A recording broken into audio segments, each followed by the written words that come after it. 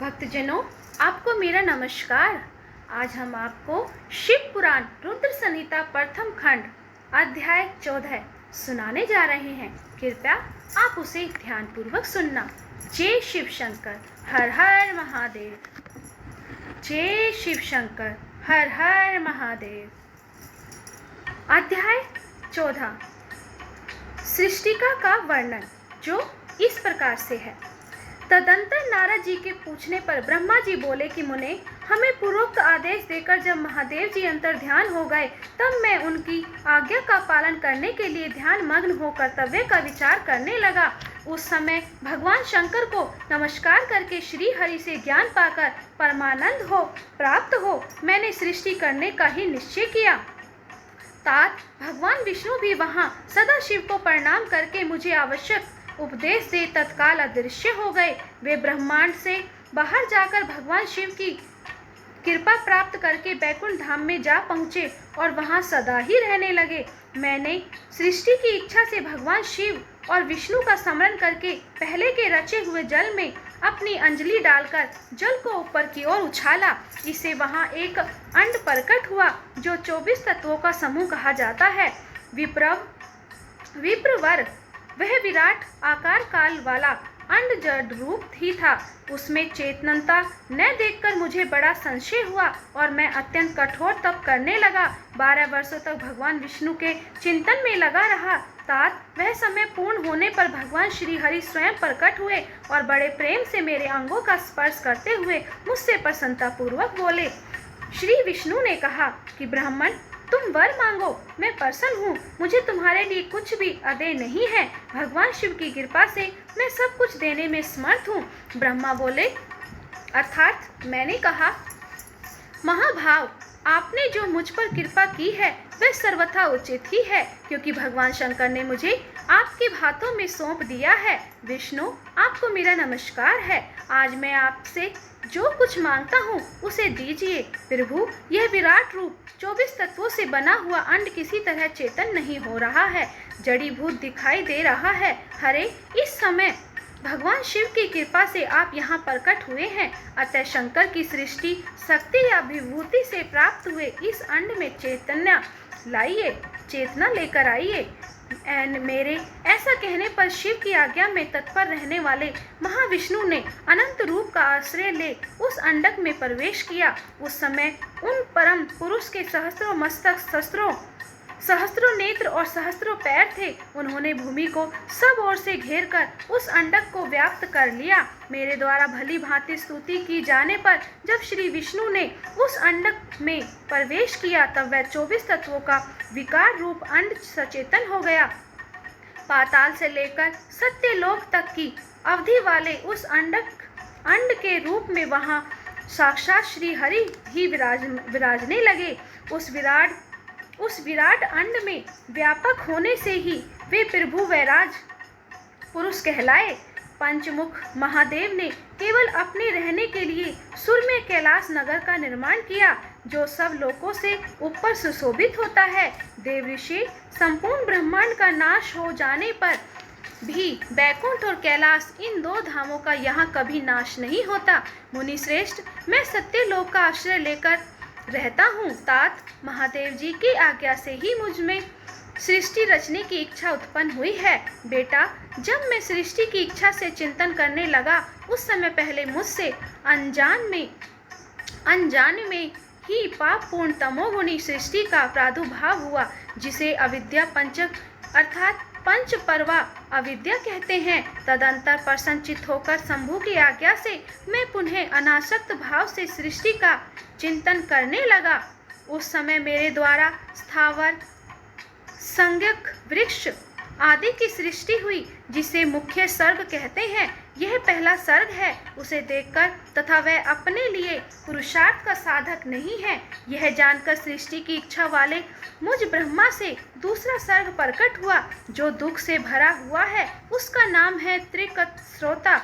वह सर्ग भी पुरुषार्थ का साधक नहीं था, उसे भी पुरुषार्थ साधन की शक्ति से रहित जान जब मैं पुनः सृष्टि का चिंतन करने लगा, तब मुझसे शीघ्र ही तीसरे सात्विक सर्ग का प्रादुर्भाव हुआ, जिसे ऊर्ध्व श्रोता कहते हैं। यह देव सर्ग के नाम से विख्यात हुआ।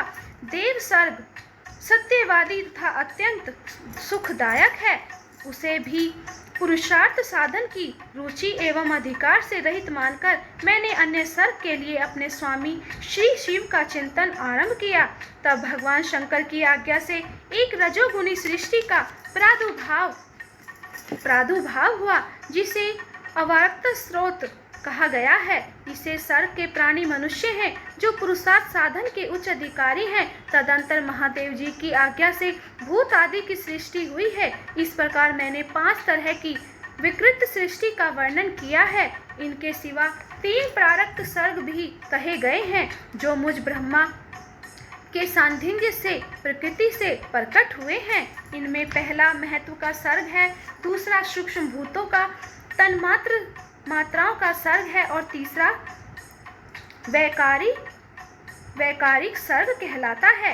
इस तरह ये 3 प्राकृतिक सर्ग हैं। प्राकृतिक दोनों प्रकार के सर्गों को मिलाने से 8 सर्ग होते हैं।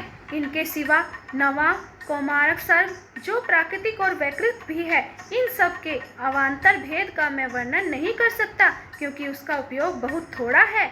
अब द्विजात्मक सर्ग का प्रतिपादन करता हूँ। इसी का दूसरा नाम कौमारक सर्ग है, जिसमें सनक, सनंदन आदि कुमारों की महत्वपूर्ण सृष्टि हुई है।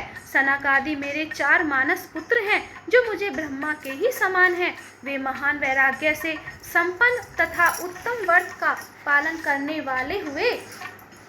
उनका मन सदा भगवान शिव के चिंतन में ही लगा रहता है। वे संसार से विमुख एवं ज्ञानी हैं। उन्होंने मेरे आदेश देने पर ही सृष्टि के कार्य में मन नहीं लगाया। मुनिश्रेष्ठ नारद सनकादि कुमारों के दिए हुए नकारात्मक उत्तर को सुनकर मैं बड़ा भयंकर क्रोध में प्रकट हुआ। मुझे बड़ा ही क्रोध आया और उस समय मुझ पर मोह छा गया। उस अवसर पर मैंने मन ही मन भगवान विष्णु का स्मरण किया। वे ही शीघ्र ही आ गए और उन्होंने समझाते हुए मुझसे कहा कि तुम भगवान शिव की प्रसन्नता के लिए तपस्या करो।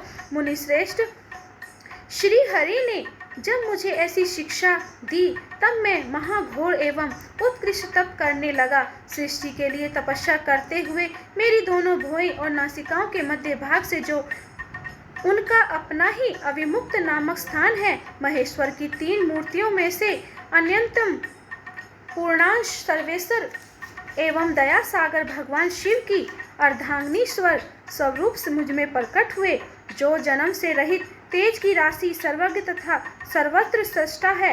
उन नील लोहित नामधारी साक्षात उमा वल्लभ शंकर को सामने देख बड़ी भक्ति से मस्तक झुका उनकी स्तुति करके मैं बड़ा प्रसन्न हुआ और उन देवेश्वर से बोला कि प्रभु, आप भांति भांति के जीवों की सृष्टि कीजिए। मेरी यह बात सुनकर उन देवाधिदेव महेश्वर रुद्र ने अपने ही समान बहुत से रुद्रगणों की सृष्टि की। तब मैंने अपने स्वामी महेश्वर महारुद्र से फिर कहा कि देव, आप ऐसे जीवों की सृष्टि कीजिए जो जन्म और मृत्यु के भय से युक्त हों। मुनिश्रेष्ठ, मेरी ऐसी बात सुनकर करुणा सागर महादेव जी हंस पड़े और तत्काल इस प्रकार बोले। महादेव जी ने कहा कि विधात, मैं जन्म और मृत्यु के भय से युक्त अशोभन जीवों की सृष्टि नहीं करूंगा, क्योंकि वे कर्मों के अधीन हो दुख के समुद्र में डूबे रहेंगे। मैं तो दुख के सागर में डूबे हुए उन जीवों का उद्धार मात्र करूंगा। गुरु का स्वरूप धारण करके उत्तम ज्ञान प्रदान कर उन सबको संसार सागर से पार करूंगा। प्रजापते, दुख में डूबे हुए सारे जीव की सृष्टि तो तुम ही करो। मेरी आज्ञा से इस कार्य में प्रवृत्त होने के कारण तुम्हें माया नहीं बांध सकेगी।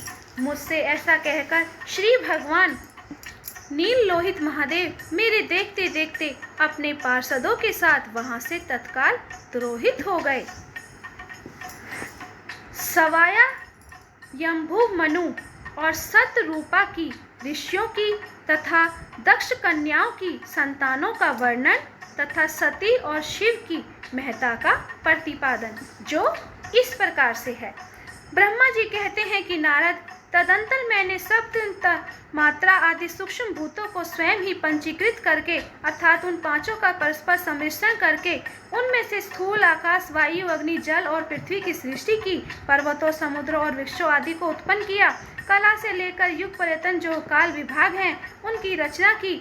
मुने उत्पत्ति और विनाश काले और भी बहुत से पदार्थों का मैंने निर्माण किया, परंतु इसमें मुझे संतोष नहीं हुआ। तब शाम शिव का ध्यान करके मैंने साधन परायण पुरुषों की सृष्टि की। अपने दोनों नेत्रों से मरीचि को, हृदय से भृंग को और सिर से अंगिराकों को और व्यान वायु से मुनि श्रेष्ठ पुलह को और उदान वायु से पुलस्त्य को, समान वायु से वशिष्ठ को, अपान से कृत को और दोनों कानों से अत्रि को, प्राणों से दक्षों को, गोद से तुम को, छाया से कर्दम को और मुनि को तथा संकल्प से समस्त साधनों के साधन धर्म को उत्पन्न किया। मुनि श्रेष्ठ, इस तरह इन उत्तम साधकों की सृष्टि करके महादेव जी की कृपा से मैंने अपने आप को कृतार्थ माना। तत्पश्चात संकल्प से उत्पन्न हुए धर्म मेरी आज्ञा से मानव रूप धारण करके साधनों की प्रेरणा से साधन में लग गए। इसके बाद मैंने अपने विभिन्न अंगों से देवता, असुर आदि के रूप में असंख्य पुत्रों की सृष्टि करके उन्हें भिन्न भिन्न शरीर प्रदान किए। मुने तदंतर अंतर्यामी भगवान शंकर की प्रेरणा से अपने शरीर को दो भागों में विभक्त करके मैं दो रूप वाला हो गया। नारद, आधे शरीर से मैं स्त्री हो गया और आधे से पुरुष। उस पुरुष ने उस स्त्री के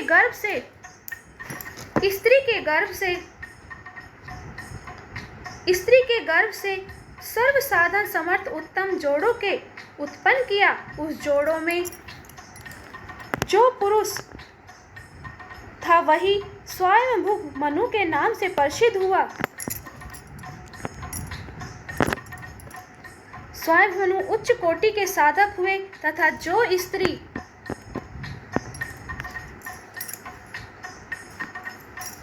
मनु उच्च कोटि के साधक तथा जो स्त्री हुई वह सतरूपा कहलाई। उन जोड़ों में जो पुरुष था वह स्वयंभू मनु के नाम से प्रसिद्ध था। स्वयंभू मनु उच्च कोटि के साधक हुए तथा जो स्त्री हुई वह सतरूपा कहलाई।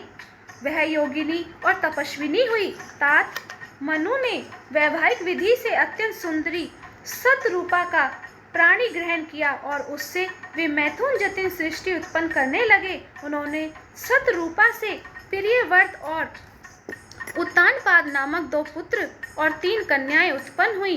कन्याओं के नाम थे आकुति, देवहूति और प्रस्तुति। मनु ने आकुति का विवाह प्रजापति रुचि के साथ किया।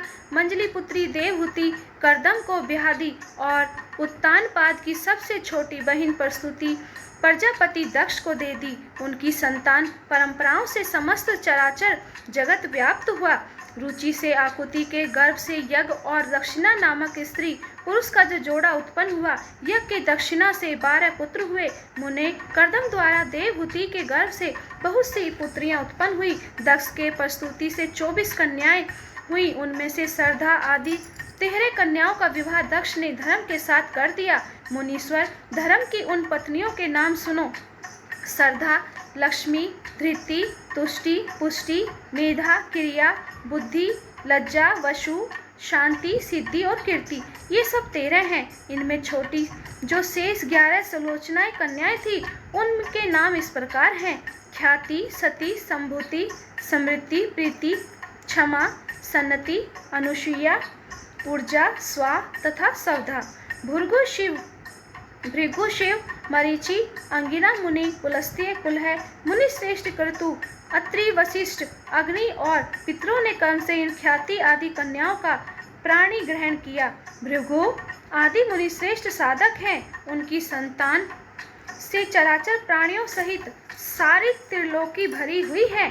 इस प्रकार अंबिकापति महादेव जी की आज्ञा से अपने पूर्व कर्मों के अनुसार बहुत से प्राणी असंख्य श्रेष्ठ दिव्यों के रूप में उत्पन्न हुए। कल्प भेद से दक्ष के 60 कन्याएं बताई गई हैं। उनमें से 10 कन्याओं का विवाह उन्होंने धर्म के साथ किया। 27 कन्याएं चंद्रमा को ब्याह दी और विधि पूर्वक 13 कन्याओं के हाथ दक्ष ने कश्यप के हाथ में दे दिए। नारद, उन्होंने 4 कन्याएं श्रेष्ठ रूप वाले तारछेद अरिष्टनेमि को ब्याह दी तथा भृगु, अंगिरा और कृषा सबको को 2 कन्याएं अर्पित की। उन स्त्रियों से उनके पतियों द्वारा बहुसंख्यक चराचर प्राणियों की उत्पत्ति हुई। मुनिश्रेष्ठ दक्ष ने महात्मा कश्यप को जिन 13 कन्याओं का विधि पूर्वक दान दिया था, उनकी संतानों से सारी त्रिलोक व्याप्त है। सथावर और जंगम कोई भी सृष्टि ऐसी नहीं है जो कश्यप की संतानों से शून्य हो। देवता, ऋषि, दैत्य, वृक्ष, पक्षी, पर्वत तथा तृण, लता आदि सभी कश्यप पत्नियों से पैदा हुए हैं। इस प्रकार दक्ष कन्याओं की संतानों से सारा चराचर जगत व्याप्त है। पाताल से लेकर सत्यलोक पर्यटन समस्त ब्रह्मांड निश्चय ही उनकी संतानों से सदा भरा रहता है, वह कभी खाली नहीं होता। इस तरह भगवान शंकर की आज्ञा से ब्रह्मा जी ने भली भांति सृष्टि की पूर्व काल में सर्वव्यापी शंभु ने जिन्हें तपस्या के लिए प्रकट किया था तथा रुद्रदेव ने त्रिलोक के अग्रभाग पर रखकर जिनकी सदा रक्षा की, वे ही सती देवी लोकहित का कार्य संपादित करने के लिए दक्ष से प्रकट हुई थी। उन्होंने भक्तों के उद्धार के लिए अनेक लीलाएं की हैं। इस प्रकार देवी शिवा ही सती होकर भगवान शंकर से ब्याही गई, किंतु पिता के यज्ञ में पति का अपमान देख उन्होंने अपने शरीर को त्याग दिया और फिर उसे ग्रहण नहीं किया। वे अपने परम पद को प्राप्त हो गई। फिर देवताओं की प्रार्थना से वे ही शिवा पार्वती रूप में प्रकट हुई और बड़ी भारी तपस्या करके पुनः भगवान शिव को उन्होंने प्राप्त कर लिया। मुनीश्वर, इस जगत में उनके अनेक नाम प्रसिद्ध हुए। उनके कालिका, चंडिका, भद्रा, चामुंडा, विजया, जया, जयंती, भद्रकाली, दुर्गा, भगवती, कामाख्या, कामदा, अम्बा, मृडानी और सर्वमंगला आदि अनेक नाम हैं जो भोग और मोक्ष देने वाले हैं। ये सभी नाम उनके गुण और कर्मों के अनुसार हैं। मुनिश्रेष्ठ नारद, इस प्रकार मैंने सृष्टि कर्म का तुमसे वर्णन किया है। ब्रह्मांड का यह सारा भाग भगवान शिव की आज्ञा से मेरे द्वारा रचा गया है। भगवान शिव को पर ब्रह्मा परमात्मा कहा गया है। मैं विष्णु तथा रुद्र, ये 3 देवता गुण भेद से उन्हीं के रूप बताए गए हैं। वे मनोरम शिवलोक में शिवा के साथ स्वच्छंद विहार करते हैं। भगवान शिव स्वतंत्र परमात्मा है, निर्गुण और सगुण भी वे ही हैं। भक्तजनों, आपको यह कथा कैसी लगी? अगर अच्छी लगी हो तो कृपया लाइक, शेयर, कमेंट और सब्सक्राइब करना और प्रेम से बोलना जय शिव शंकर, हर हर महादेव।